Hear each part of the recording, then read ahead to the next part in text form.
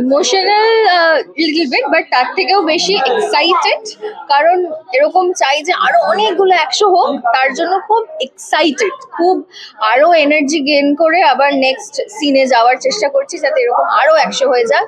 স্নেহাশিস চক্রবর্তীর আশীর্বাদে, আপনাদের সকল দর্শক আশীর্বাদে আমরা যেন এরকম ভাবেই খুব সাকসেসফুলি 16 শাড়ি চলতে। এবং আজকে তো বিয়ের তোড়জোড় বোনের, তো সেক্ষেত্রে এবং বোন সেই শাড়িটাই পরেছে যা গায়ে থেকে খুলে নেওয়া হয়েছে।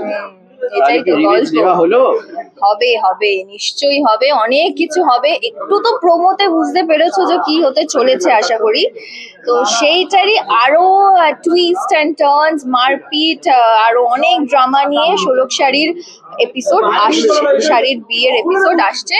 শাড়িও বুঝতেই পেরেছো যে আমার সঙ্গে মুখার্জি বাড়িতেই আসবে।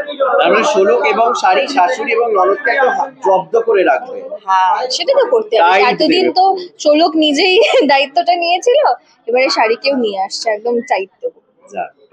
আজকে দিনে দাঁড়িয়ে প্রথম দিনের কথা কি মনে পড়ছে? অনেক কিছু।